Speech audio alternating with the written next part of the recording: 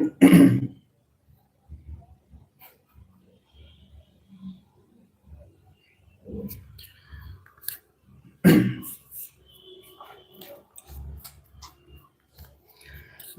साथियों, what to do for UPSC के इस यूट्यूब चैनल पे आपका एक बार फिर से बहुत बहुत स्वागत है। और मैं आज उपस्थित हूँ एक और नए विश्लेषणात्मक विषय वस्तु के साथ। और आज की जो टॉपिक है वो दरअसल आप अर्थव्यवस्था के खंड कृषि चैप्टर से जोड़कर देख सकते हैं। GM which means genetically modified, आनुवांशिक रूप से संशोधित या परिवर्तित। आज ये जो टॉपिक है विषय वस्तु का हिस्सा है। विस्तार से देखने का प्रयास करेंगे कि जीएम क्या है और इससे जुड़े प्रावधान क्या है हमारे देश में, और विशेष तौर पे इसकी क्या भविष्य है और भविष्य को लेकर क्या चिंताएं हैं। तमाम चीजों का विश्लेषण आज संभवतः आने वाले क्रम में करेंगे। उससे पहले आप सभी को बहुत बहुत शुक्रिया इस बात के लिए कि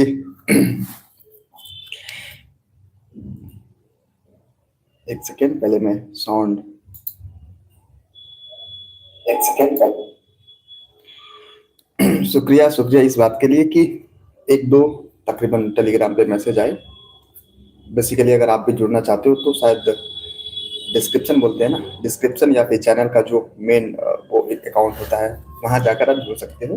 उनमें बातें कही गई कि जो चीजें शुरू की गई थी, जो मॉडर्न हिस्ट्री से जुड़ी संबंधित बातें, पहले उसका एक एनालिसिस और फिर उस पर संबंधित या उससे जुड़े एमसीक्यूज उसे बढ़ाया जाए, वो कहीं ना कहीं लाभकारी था। हालांकि मैं भी इस विचार में हूँ कि मैं उसे फिर से तकरीबन आप ये देख लो एक सप्ताह से मैं नहीं कर पाया, समय का अभाव है और बहुत ज्यादा मैं फिलहाल समय देने से बच रहा। यदि संभव नहीं हो पाया तो बहरहाल तो चलिए कोई बात नहीं, मेरी ये कोशिश रहेगी कि मैं उसे फिर से आप तक पहुंचाऊं।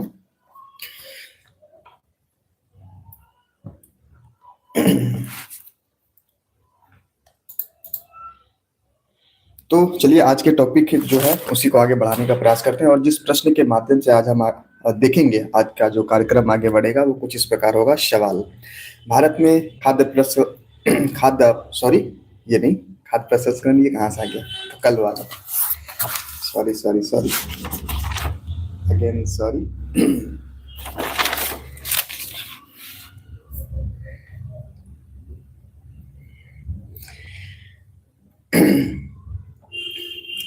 हाँ, फिर से मैं एक बार बता दूं, क्योंकि वो जो पन्ना खुला हुआ था पीछे पूरे कॉपी है ना जिसमें नोट्स मेरी होती है करंट अफेयर्स की, जो भी एडिटोरियल होते हैं उसकी।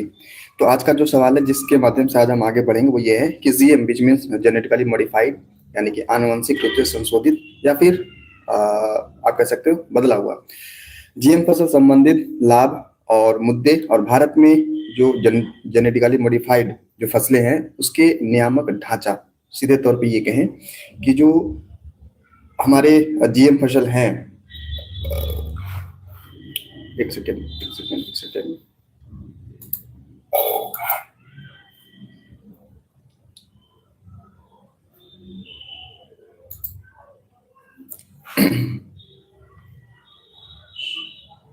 चलिए इधर ठीक है। तो दरअसल आज हम टॉपिक की बात करें तो ये है कि जो GM which means genetically modified crops हैं, आनुवंशिक रूप से संशोधित फसलें, उसका क्या प्रभाव हमारे अर्थव्यवस्था का है, विशेष तौर पे एग्रीकल्चर सेक्टर में, और इससे जुड़े प्रावधान क्या है, नियमावली क्या है, और कैसे इसे और आने वाले समय में इसे हम संशोधित करके अपनी जो पोषण है और कुपोषण है उसकी एक बेहद स्थिति कहें तो कर सकते हैं। कैसे, तमाम चीजें आगे देखेंगे। बहरहाल सबसे पहले थोड़ा सा ये समझने का प्रयास करते हैं कि जीएम क्रॉप होता क्या है।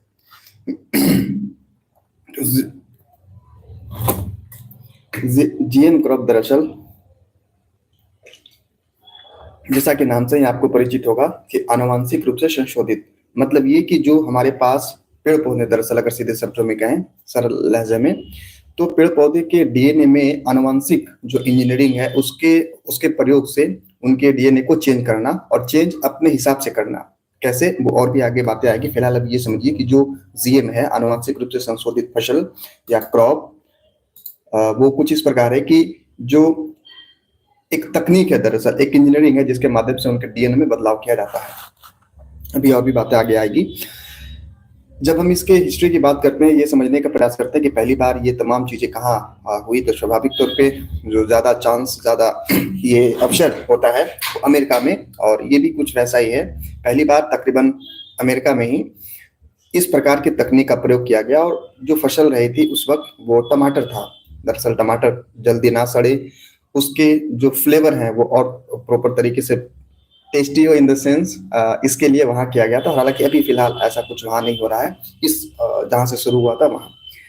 तो पहली बार अमेरिका में, भारत में इसके संदर्भ को देखे एक बात और मैं बता दूं, तकरीबन अभी पूरे देश में, माफ कीजिएगा, इस पूरे विश्व में तकरीबन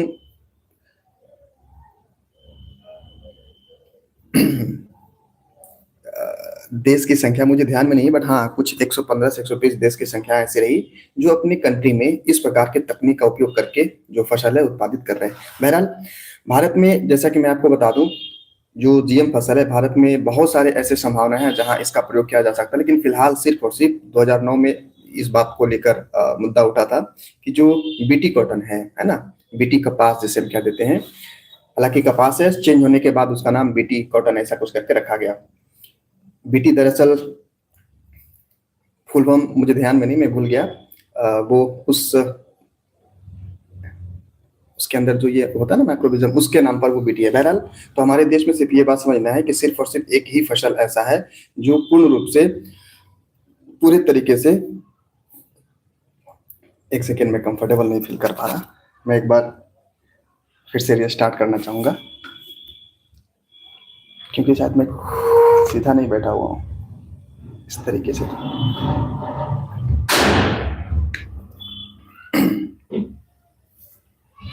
मैं एक बार फिर से शुरू करना चाहूंगा।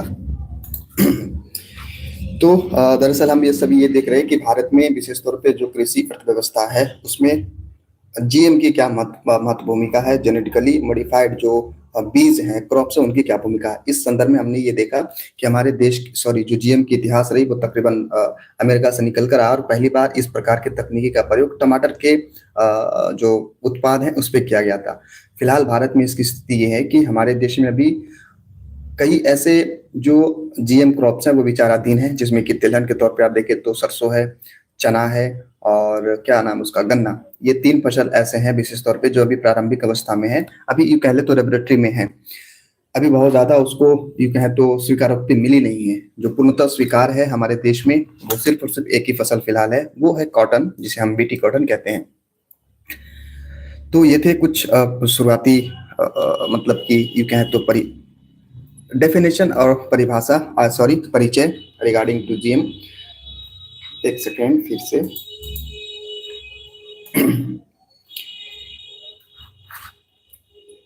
अब आते हैं मुद्दे पे, और डायरेक्ट ये बात, हालांकि मैं आज कंफर्टेबल फील नहीं कर रहा हूँ, पता नहीं क्यों, क्योंकि बहुत सारी ऐसी चीजें होती है जो आपके मन मस्तिष्क में पहले से चल रही होती है, और जिसमें जो आपको तंग करती है, परेशान करता है। हालांकि कुछ विशेष बातें नहीं है, बातें ये है कि आज मैं देर से उठा और कई चीजें ऐसे जो मैं नहीं कर सका, आई मीन टेस्ट वगैरह वगैरह। तो ये मेरी निजी मामले हैं, उम्मीद है मैं इसे आपको ना बताऊं, क्योंकि इसका कोई मतलब है नहीं। बहरहाल आइए अब डायरेक्ट मुद्दे पे आते हुए समझने का प्रयास करते हैं कि जीएम फसल के जो लाभ हैं दरअसल वो क्या हैं।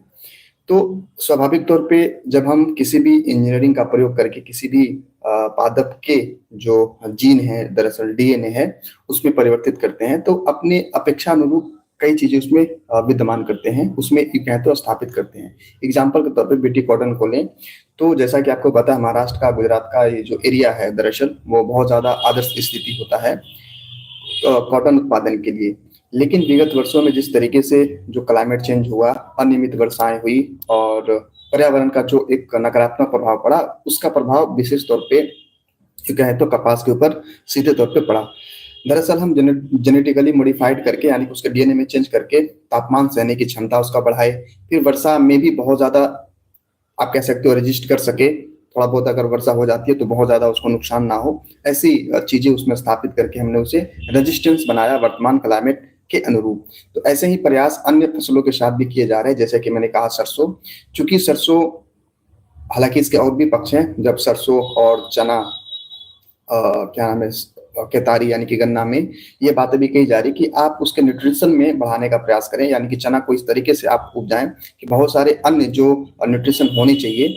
आगे चल के मैं एक गोल्डन राइस की बात करूंगा, जब जिसमें बहुत ज़्यादा, यूँ कह ले तो बहुत ज़्यादा हमारे देश की जो न्यूट्रिशन व्यवस्था है उसको बेहतर करने का प्रयास किया गया था सरकार के द्वारा इसी तकनीक के माध्यम से।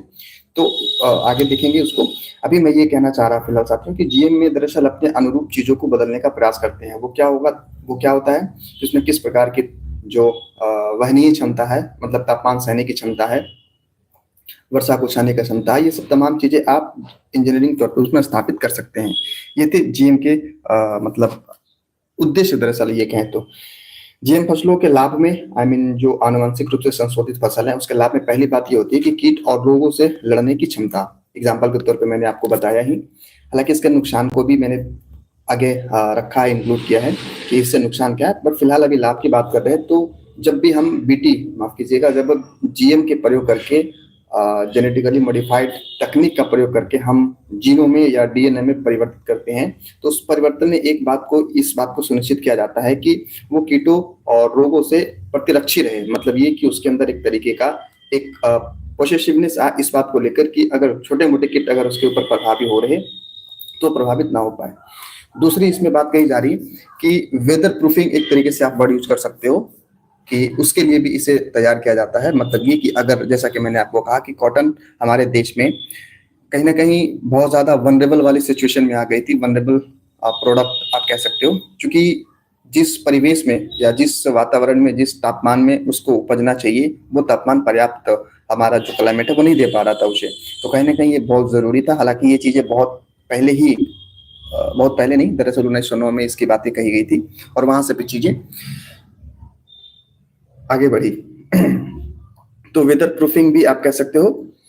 वेदर प्रूफिंग जब भी एक शब्द आता है तो हमारे जहन में एग्जाम्पल कहीं ना कहीं एक निकल कर आती है मक्का को लेकर, क्योंकि मक्का बहुत ज्यादा आप कह सकते हो मतलब वर्षा जल की आवश्यकता होती है मक्का को उपजाने में और कहीं कहीं नहीं भी होती है, और नहीं वाले स्थान में इसी जीएम का प्रयोग करके वो स्थापित किया गया था। मतलब ये कि अगर आपको ऐसे जगह पे मक्का का उत्पादन करना है जहां बहुत ज्यादा उसके अनुकूल जो पर्यावरणीय दशाएं नहीं है, तब भी आप कर सकते हो और ऐसा किया जा रहा है। और यही एक एग्जांपल बहुत बृहद पैमाने पे विश्व के अन्य अखबारों में या फिर कह लो जो भी तथ्य वहां दिए जाते हैं कि जीएम के प्रयोग से इसे तकरीबन हर एक, जो विशेष तौर पर अमेरिका है, लैटिन अमेरिका देख लो या फिर पूरे यूएसए का बेल्ट देख लो, उसमें बहुत ज्यादा इसका प्रयोग किया गया। और इसके एक नेगेटिव पक्ष भी यह था कि शुरुआत में इसे कहीं ना कहीं सुअरों को या फिर कह ले जानवर के भोजन या आहार के लिए इसे उत्पादित किया गया था। बाद में ये उत्पादन कहीं ना कहीं एक मानव भोजन का एक हिस्सा बन गया और इसके कुपरिणाम भी देखने को मिले, इसके नेगेटिव इफेक्ट देखने को मिले। बाद में इसे फिर संशोधित किया गया।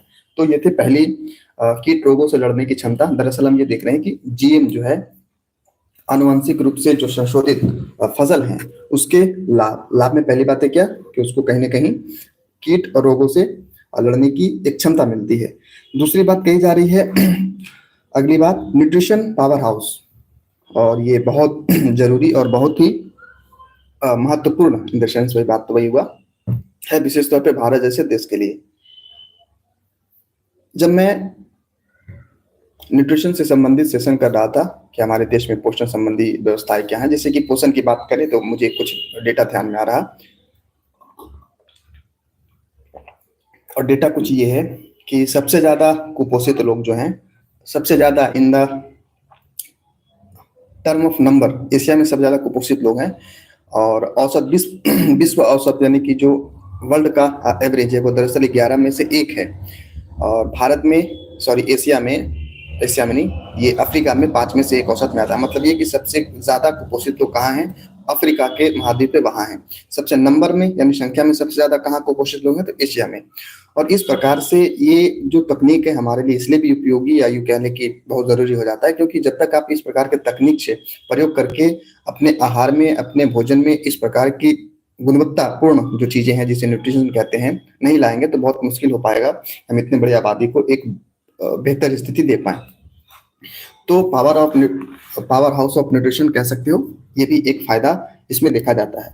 जब हम पावर हाउस और की बात करते हैं तो एक शब्द यहाँ पे आता है फोर्टिफिकेशन।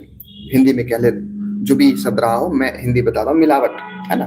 फोर्टिफिकेशन मतलब ये होता है ना कि मान लीजिए गेहूं है, चावल है, चना है, और भी अरहर दाल है, वगैरह वगैरह चीजें, ये सब नाम इसलिए ले रहा क्योंकि सरकार इसमें ही टारगेट कर रही है कि चीजों को न्यूट्रिएंट डाला जाए। अभी फिलहाल आपने नाम सुना होगा गोल्डन राइस करके, जो पीडीएस सिस्टम के अंतर्गत भारत सरकार इसे कर रही थी।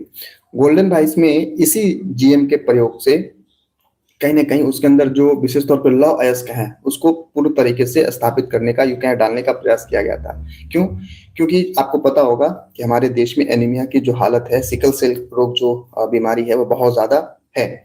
और विशेष तौर पर ग्रामीण परिवेश में, ग्रामीण एरिया में, जो ग्रामीण एक तरीके का माहौल है, वहां लौ अयस्क की जो प्रचुरता है बिल्कुल ना के बराबर है। मतलब नहीं है, प्रचुरता तो मैं गलत कह दिया, अप्रचुर है।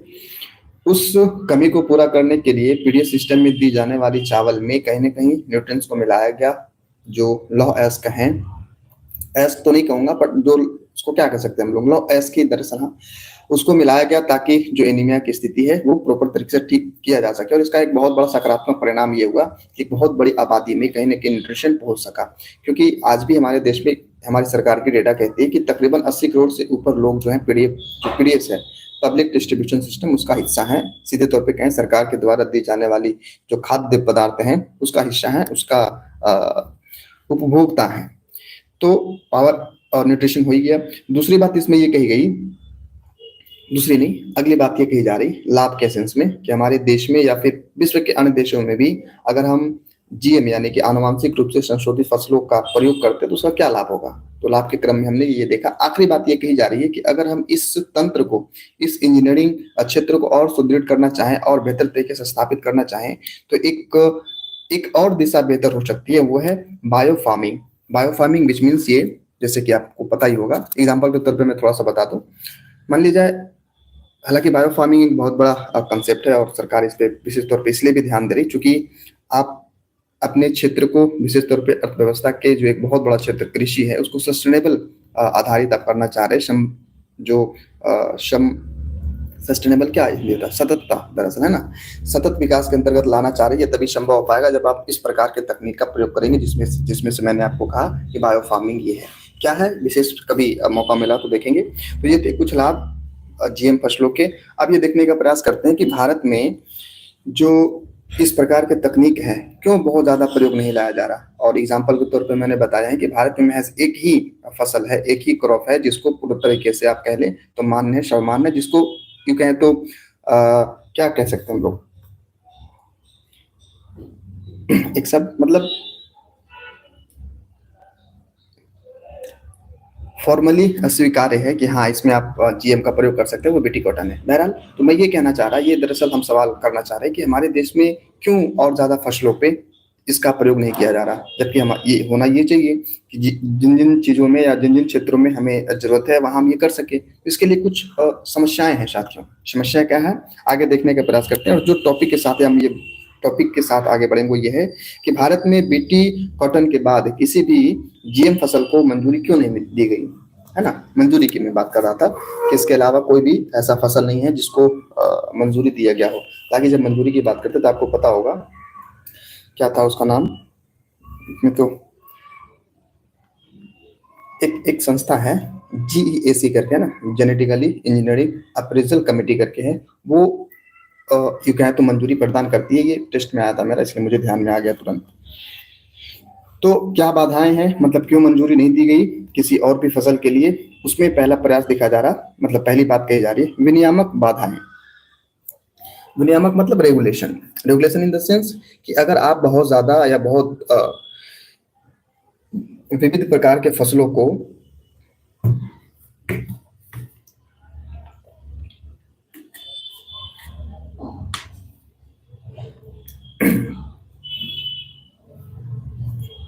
विविध प्रकार के फसलों को आनुवांशिक रूप से संशोधन हेतु अगर आप अपना ये परमिशन दे देते हो तो कहीं ना कहीं समस्याएं आ जाती है, क्योंकि ये नेचर के साथ खिलाफ है, खिलवाड़ है, अगर आप ये कहें तो।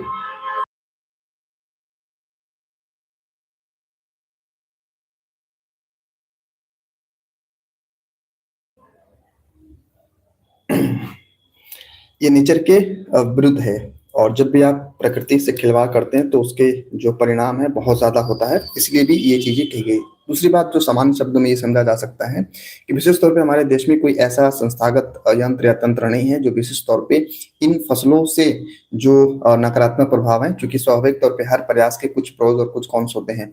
इस प्रोज और कॉन्स को विजिलेंस हेतु तो हमारे देश में फिलहाल कोई एक ऐसी तंत्र नहीं है, इसलिए भी बहुत ज्यादा परमिशन देने से बचा जा रहा। तो विनियामक बाधाएं हैं।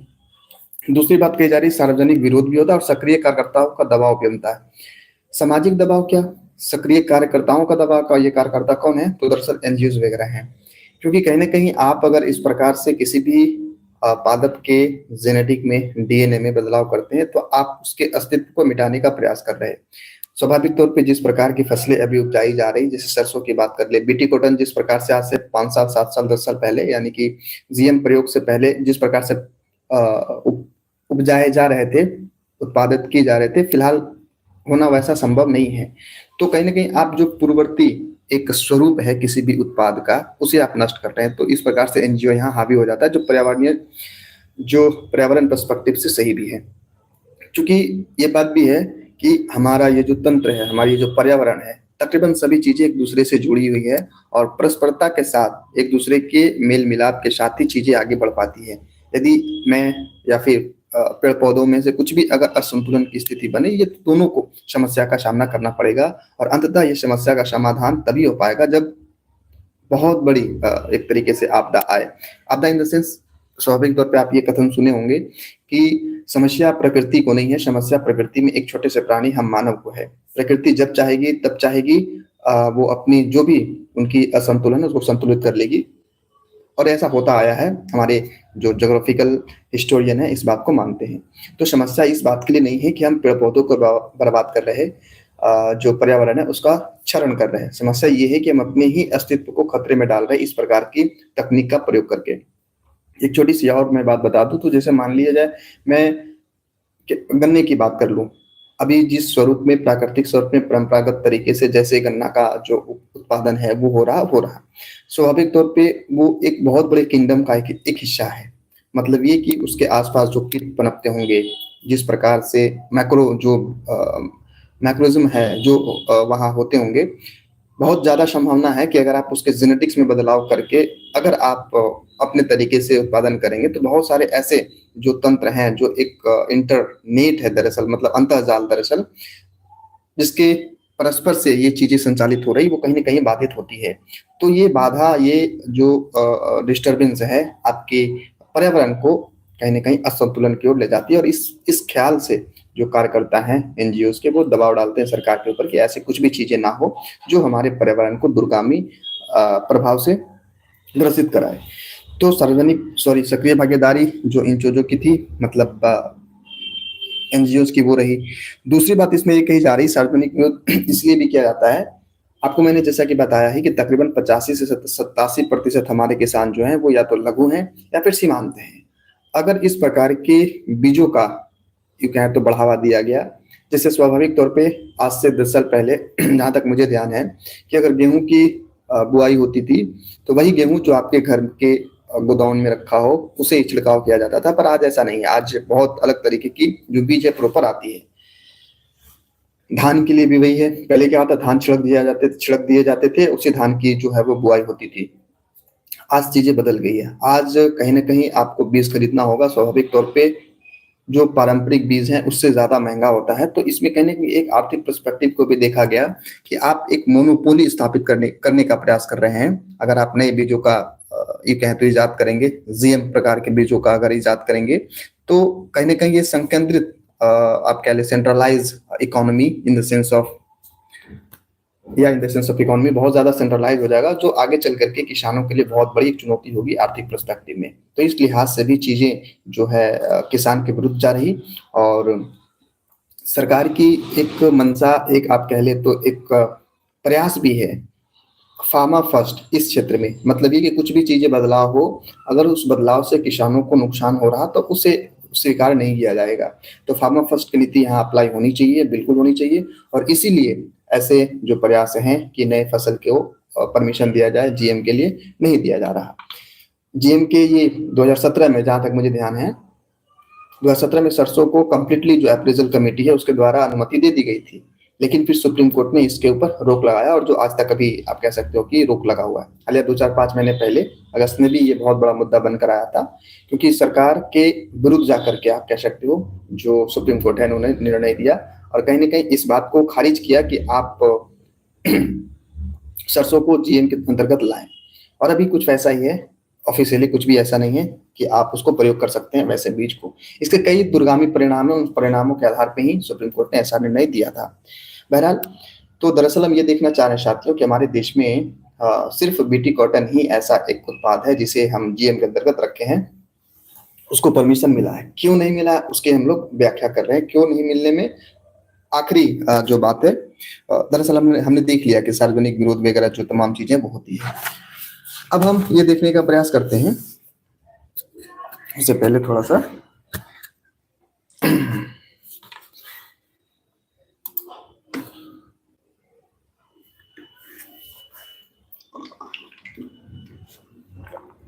तो क्यों नहीं हमारे देश में, विशेष तौर पे हमारे अर्थव्यवस्था में इनका स्थान मिल रहा, हमने ये देखा।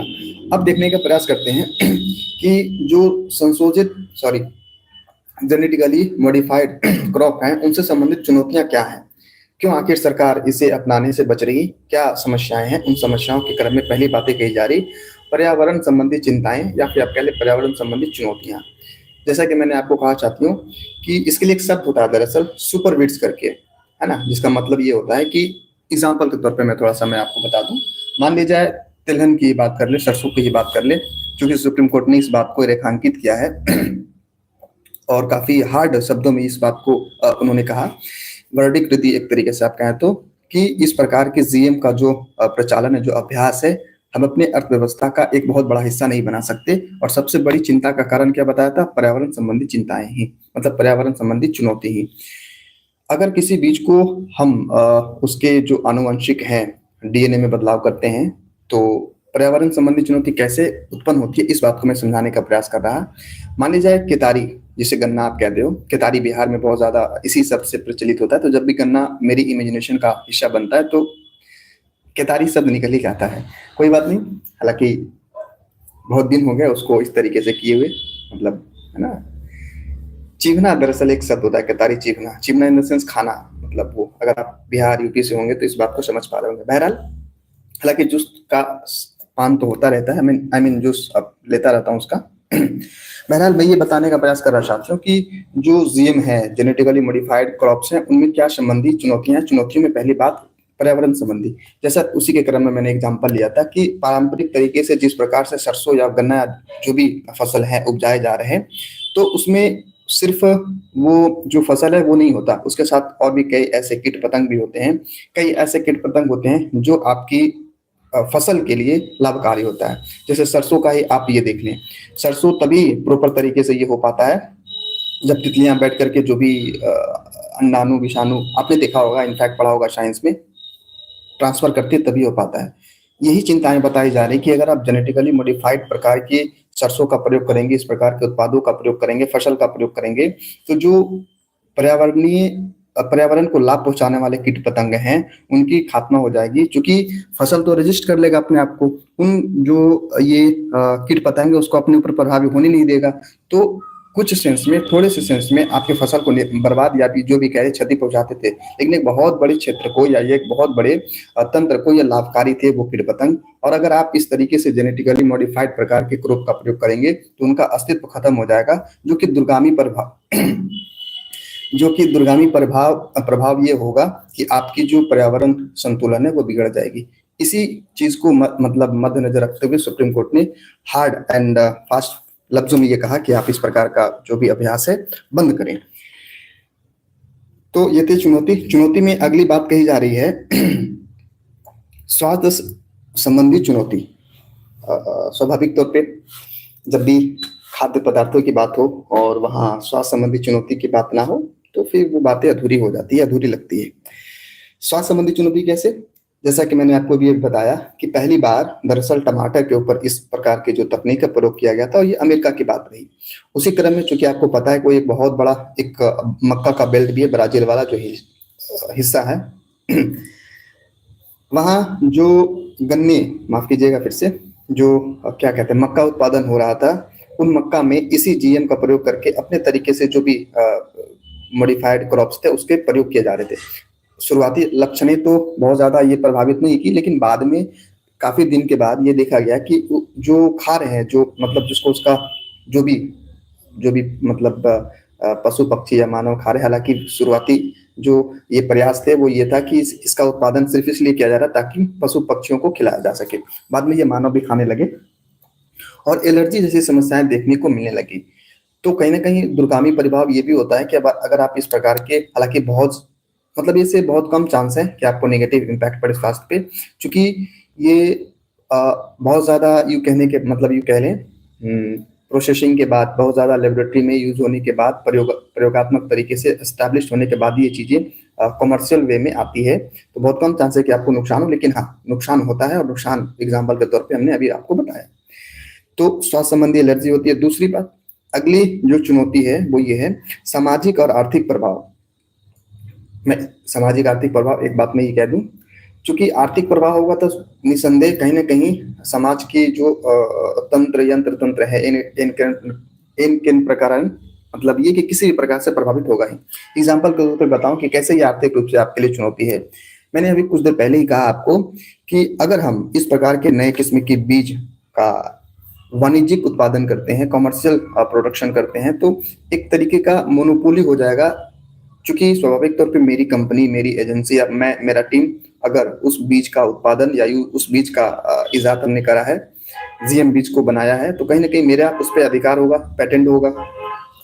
तो वही कहा जा रहा है कि अगर बहुत डाइवर्सिफाइड तरीके से बहुत ज्यादा उत्पादों को अगर जीएम के अंतर्गत ले आएंगे तो एक संकेंद्रण, एक मोनोपोली हो जाएगी उन तमाम पेटेंट धारियों का। और फिर अगर इस प्रकार से पेटेंट वो कराते हैं, उनकी एकाधिकार होता है, तो जो समुदाय हैं हमारे कृषि समुदाय, जैसा कि मैंने आपको बताया कि 87% से कम लोग जो है वो गरीब किसान है, अगर अपने लहजे में, सीधे लहजे में कहें तो, चूंकि 4 जो हेक्टेयर है उससे कम भूमि तकरीबन है 87% किसान का। तो वही बात कहा जा रहा है कि पहली बात तो ये कि जीएम जो क्रॉप्स है वो महंगा मिलेगा, अगर महंगा मिलेगा तो किसान के लिए सही नहीं होगा। और दूसरी बात ये कही जा रही कि इस प्रकार से कहीं ना कहीं जो एक डाइवर्सिटी है अर्थव्यवस्था का, वो संकेंद्रित हो जाएगा। और किसी भी लिहाज से किसी भी क्षेत्र का मोनोपोली होना, एकाधिकार होना, मुझे नहीं लगता है कि ये एक स्वच्छ और पारदर्शी तंत्र का हिस्सा होना चाहिए। आई मीन ऐसा नहीं होना चाहिए। तो चुनौती में सामाजिक और आर्थिक चुनौती इस प्रकार से रही। अगली बात कही जा रही है प्रतिरोध का विकास। प्रतिरोध मतलब क्या? जैसे मान लिया जाए कोई, जैसे बीटी कॉटन की ही बात कर ले, या फिर चलिए सरसों की बात करते हैं। अगर आप जीएम प्रकार के क्रॉप से सरसों का उत्पादन करेंगे तो सरसों अपने आप को रजिस्ट कर लेगा। रजिस्ट इन द सेंस कि जो कीट पतंग उस पर आधारित थे, जो इसके लिए एक शब्द होता है, दरअसल मेरे ध्यान में आ नहीं रहा, और कोई बात नहीं, शब्द ध्यान में नहीं है, बट उसके जो मर्म है वो समझदारी है उसकी। बहरहाल, तो मैं ये कहना चाहती हूँ कि प्रतिरोध का विकास करना, जैसे कि मैंने बताया कि अगर नए प्रकार के जीएम प्रकार के हम क्रॉप का इस्तेमाल करते हैं तो नए नए प्रकार के खरपतवार भी आएंगे, स्वाभाविक तौर पे आएंगे, है ना। तो ये कहा जा रहा है कि आप एक प्रकार की जो नई चीज का प्रयोग है उसके करने के बहाने कई और भी नए चीजों का आप ये कह ले रहे हैं, मतलब कहीं ना कहीं दिक्कत का ही सामना करना पड़ेगा कि नए खरपतवार आए। अब उसके लिए अलग से आपको पेस्टिसाइड आदि देने पड़ेंगे, तो वो और फिर ज्यादा वनरेबल स्थिति बन जाएगी उन किसानों के लिए जो पहले से ही कम पैसों का अर्जन कर रहे हैं। आई मीन गरीब किसान है, सीमांत किसान है, लघु किसान है, उनके लिए। गरीब सब यहाँ यूज नहीं करना चाहिए, चूंकि एकेडमिक सेंस नहीं देता ये। सीमांत किसान, लघु किसान is the right word for this explanation. तो ये थे कुछ चुनौतियां जिसे हमने देखने का प्रयास करा कि संशोधित फसल जो है, जेनेटिकली मॉडिफाइड क्रॉप, इसके क्या क्या चुनौतियां हैं। अब भारत के कंटेक्स्ट में ये समझने का प्रयास करते हैं साथियों कि भारत में जीएम फसल को बढ़ावा देने के क्या क्या उपाय किए जा सकते हैं, मतलब किन किन कारणों को अगर आप ध्यान में रखेंगे तो आने वाले दिनों में इस प्रकार के फसल को बढ़ावा दिया जा सकता है। इस क्रम में पहली बात कही जा रही है कि जो परीक्षण है, एक्सपेरिमेंट है, वो प्रॉपर तरीके से पारदर्शी होना चाहिए। और ये पारदर्शी कैसे होगा?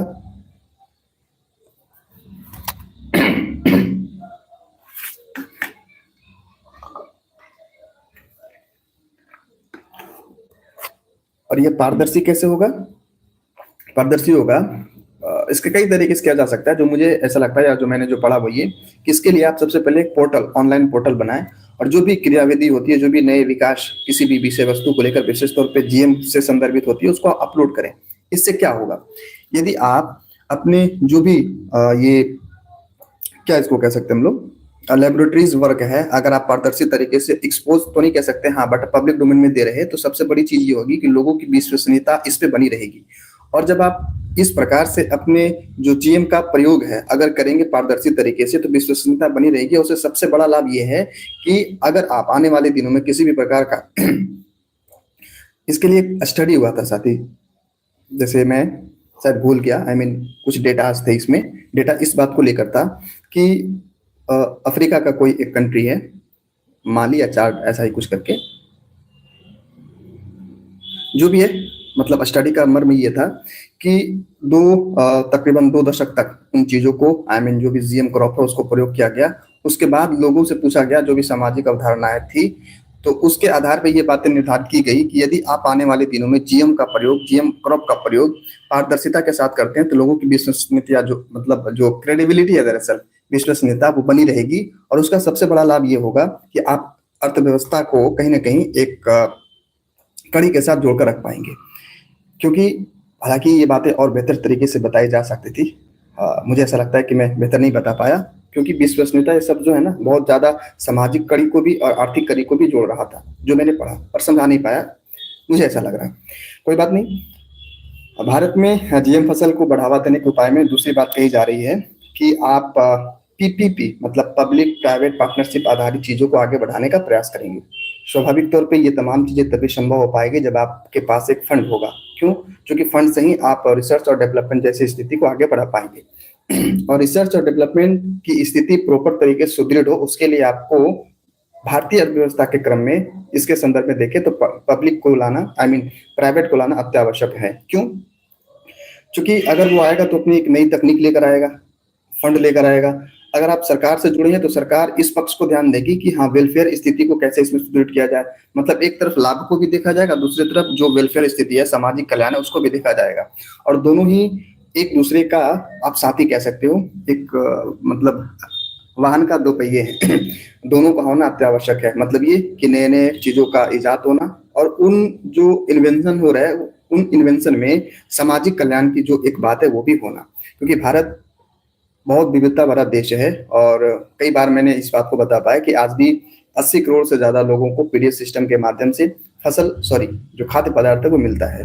तो अगर आप इस प्रकार से खाद्य पदार्थ में छिड़कानी करेंगे, अगर कुछ आने वाले दिनों में कुछ 19-20 हुआ, इन द सेंस मतलब मेरे लहजे में कहें तो सोचिए कितना बड़ा जो जन समूह प्रभावित होगा। तो ये बहुत बड़ी समस्या होती है। और ये बात भी कहा जाता है कि अगर आपके अर्थव्यवस्था पे कोई प्रभाव पड़े, कोई बात नहीं, आने वाले दिनों में सुधर सकता है। कई ऐसे एग्जाम्पल देखने को मिले गए। लेकिन जब आपके पेट के ऊपर, आपके थाली के ऊपर डायरेक्ट समस्या आती है तो आपके अस्तित्व पे खतरा हो जाता है। बहुत ज्यादा समस्याएं फिर आपके सामने उभर कर आती है। तो इसलिए इसमें सिर्फ प्राइवेट प्लेयर को इंक्लूड करना मुझे लगता है थोड़ी सी जल्दबाजी होगी और सही नहीं होगा। पब्लिक प्राइवेट पार्टनरशिप मतलब सरकार और प्राइवेट दोनों मिलकर के इस चीज को स्थापित करें, इस चीज को आगे बढ़ाएं, तब कहीं जाकर समस्याएं और जो है वो कहीं ना कहीं किसान के हक में, यूं कह ले कि जो हमारा जन समूह है उसके हक में होगा। बहरहाल इतनी चीजें इसमें कहनी नहीं थी। दूसरी बात, अगली बात कही जा रही है कि ग्रीन जीन बैंक का स्थापना करना। ग्रीन जीन बैंक क्या है? जैसे मैं जब इसके बारे में देखा, पढ़ा तो समझा ये कि स्वाभाविक तौर पे हमारी जो पर्यावरण है बहुत बड़ी विविधताओं का एक केंद्र है। हमारी क्या, तकरीबन पूरी दुनिया का पर्यावरण, मतलब आपका कोई व्यक्तिगत ये नहीं होता, पर्यावरण ही एक सार्वभौमिक शब्द है। इसका मतलब ये पूरी दुनिया का। चूंकि आप ये देख लें, गरीबी किसी एक क्षेत्र को सता सकती है, भुखमरी किसी एक क्षेत्र को सता सकती है, भूकंप किसी एक क्षेत्र को सता सकता है, लेकिन जब आप पर्यावरण से संबंधित समस्याएं आती है तो वो पूरे विश्व को ही अपने चपेट में लेता है। इसके परिणाम विकराल रूप में होते हैं। तो इसी संदर्भ में ये बात कहा गया कि आप इतने बड़े जो पारंपरिक तरीके से हमारी प्रकृति का एक जो जीन है, स्वाभाविक तौर पे वो यूनिक है, उसे आप बना नहीं सकते। मतलब आज तो हर कुछ संभव है, लेकिन एक सेकेंड,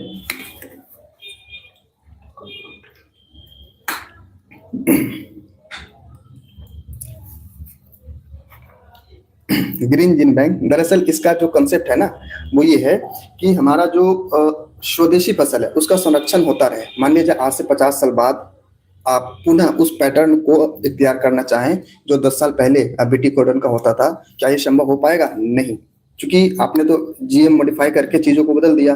तो ये कहा गया, हालांकि कई मतलब सुप्रीम कोर्ट के द्वारा भी है कि अगर आप आने वाले समय में इस प्रकार की क्रियाविधि को संचालित करते हैं, इस प्रकार का अभ्यास आप अपने अर्थव्यवस्था का हिस्सा बनाते हैं, तो आपको ग्रीन बैंक जैसी स्थिति, हालांकि बैंक इस प्रकार का शब्द यूज नहीं किया, पर हाँ स्टोरेज हो आपके पास, ऐसे मतलब यू कैन ऑप्शन हो कि आप रिट्रीव कर सके, पुनः अपने उस अवस्था में जा सके, इसलिए ग्रीन बैंक बनाने की आवश्यकता है। मतलब यह है कि आपने जिस क्रॉप को जीएम किया, आई मीन आनुवंशिक बदलाव किया, पुराने वाले आनुवंशिक को उसमें संजोए रखे कि आने वाले दिनों में अगर मतलब जरूरत पड़ा तो हम इसे मतलब फिर से ये कर सकें।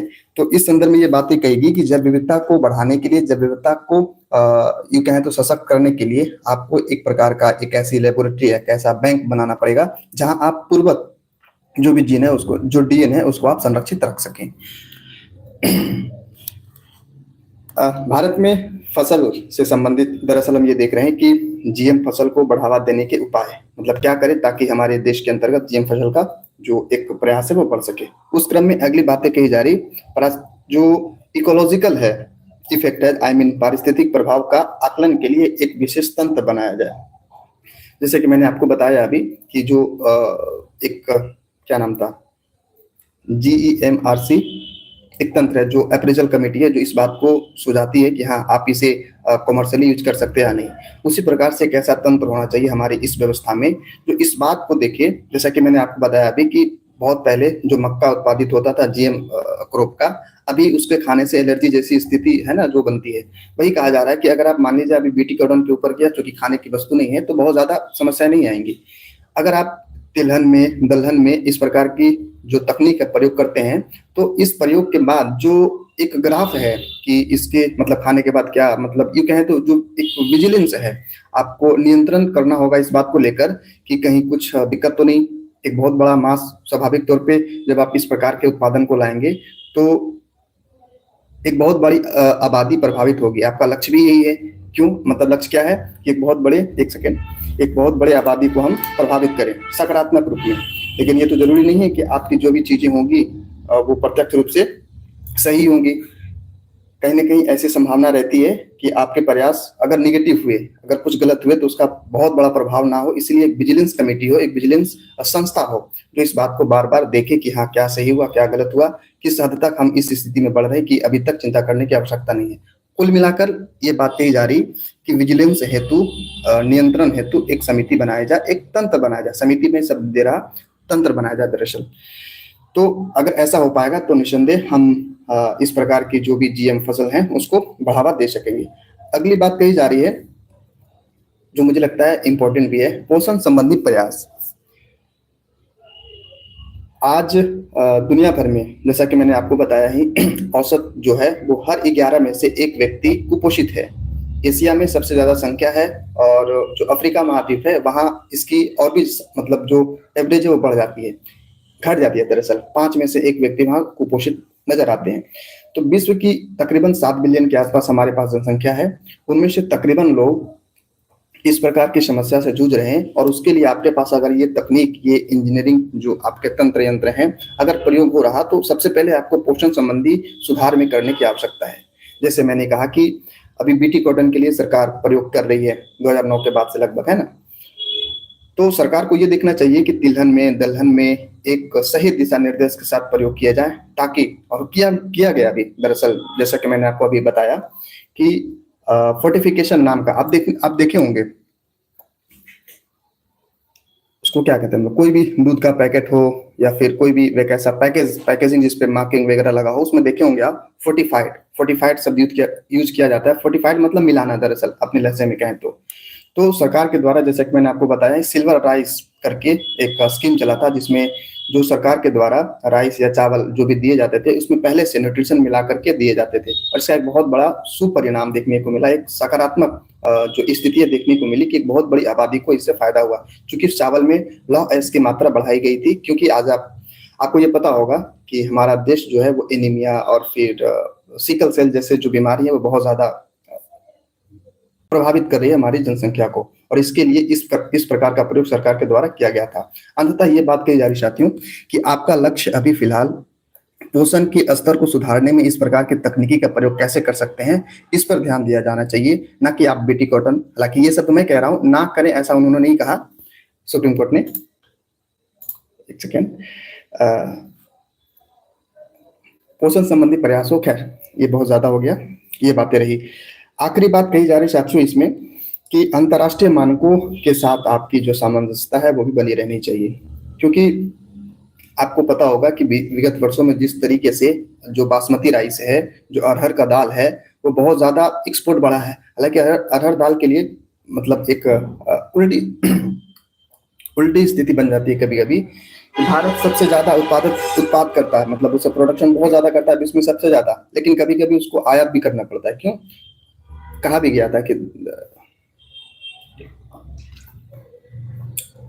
इससे जुड़ी, आप इसे मजाक में भले ही ले सकते हैं, लेकिन एक बात मुझे ध्यान में आ गया जब ये बात बताई जा रही थी क्यों हम इतना बड़ा उत्पादक होते हुए भी हम आयात करते हैं, तो वहाँ गरीबी का एक एस्पेक्ट आया था कि आज भी ग्रामीण परिवेश में सब्जी बने या ना बने, लेकिन दाल जरूर बनता है। क्यों? क्योंकि दाल कम पैसे में ज्यादा लोगों को यूं कहें तो कर सकता है। सब्जी तो ऐसा नहीं है ना कि आप पानी देकर के ज्यादा कर ले, कम कर ले, कर सकते हैं, लेकिन दाल में ज्यादा ये होता है। मैं ये बातें अपने टूटे फूटे शब्दों में कह रहा हूँ, लेकिन ये बहुत बड़ी कंसर्न थी और एक तरीके का एक बहुत बड़ी समाज के ऊपर तमाचा भी था कि आज हम 80 और तकरीबन आने वाले देशों में शताब्दी हमारी अर्थव्यवस्था का हो जाएगा आजाद हुए, उसके बावजूद भी हम अपने लोगों को इस बात के लिए मजबूर कर रहे हैं कि वो दाल पीकर रहें, दाल खाकर रहें। ये बातें एक बहुत बड़े अर्थशास्त्री के माध्यम से किया गया था। कौन थे मुझे ध्यान में नहीं, और मैं गेस करने से भी बचूंगा। और ये बातें, तमाम चीजें कही गई थी, और कहीं ना कहीं ये हमारे पर्सपेक्टिव को भी बताता है। आप इसे स्टैटिक्स के तौर पे नहीं देख सकते, है ना। ये बातें बहुत ज्यादा आपके अंदर संवेदनाओं को जागृत नहीं कर रहा, तो कहीं ना कहीं एक समस्या। बहरहाल अभी इस संदर्भ में ये समझने का प्रयास करें कि यदि हमारे कंपनी, जो देश की company in the sense group of the things, इस बात को ये कहें तो संचालित करे कि इस प्रकार के तकनीक का प्रयोग करके हम कैसे पोषण संबंधी जो समस्या है उसको हम बेहतर कर सकते हैं। हालांकि ये तो हो गया था ना। हाँ, खैर आखिरी में वही बात कही जा रही कि अंतर्राष्ट्रीय मानकों में सामंजस्य। वही मैं कह रहा था कि हमारे देश का एक्सपोर्ट बढ़ाना है, ऐसी हमारी महत्वाकांक्षाएं हैं, और ये तभी हो पाएगा जब आपके जो गुणवत्तापूर्ण जो उत्पाद है वो हो पाएंगे। और गुणवत्तापूर्ण उत्पाद उत्पादित हो, इसके लिए आपको कई ऐसे मानक हैं, कई ऐसे स्टैंडर्ड हैं, इसको आपको फॉलो करने की आवश्यकता है। तो फॉलो करेंगे तब आपका एक्सपोर्ट भी बढ़ेगा। तो ये थे आज के कुछ विश्लेषण, और यदि इससे जुड़ा आपका कोई सवाल है तो आप जरूर बताएं।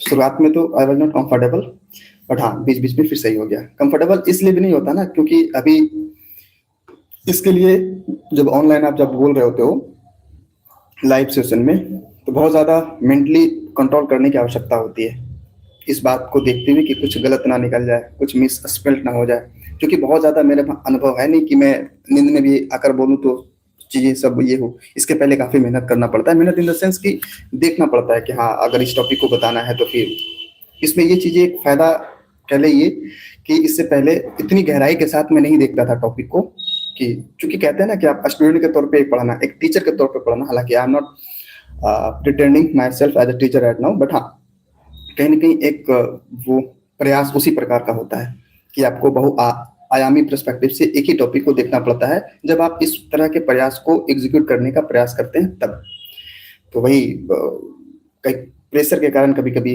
अनकंफर्टेबिलिटी होती है। प्रेशर इस बात का नहीं कि मैं, अब ये प्रेशर नहीं आता है कि लाइव है क्या होगा नहीं होगा, है ना। शुरुआत में प्रेशर आता था, अब तो मोबाइल खोलते ही ऐसा लगता है कितना जल्दी मैं ऑनलाइन आऊँ, आई मीन लाइव स्ट्रीम ये करूँ और फिर शुरू हो जाऊँ, ताकि इसके बाद आगे की स्थिति जो है वो कर सकूँ। बहरहाल आज के लिए सिर्फ इतना ही। मुझे उम्मीद है आप आज के सेशन से जरूर लाभान्वित हुए होंगे। यदि हाँ तो अगर सेशन आपको पसंद आया तो लाइक करें, और सब्सक्राइब यदि आप तक अभी नहीं किया है तो जरूर करें, वरना आगे आपकी इच्छा।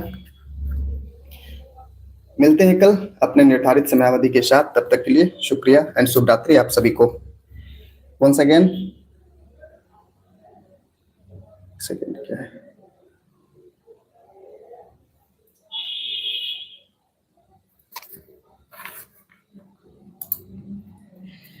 चलिए बहुत बहुत शुक्रिया।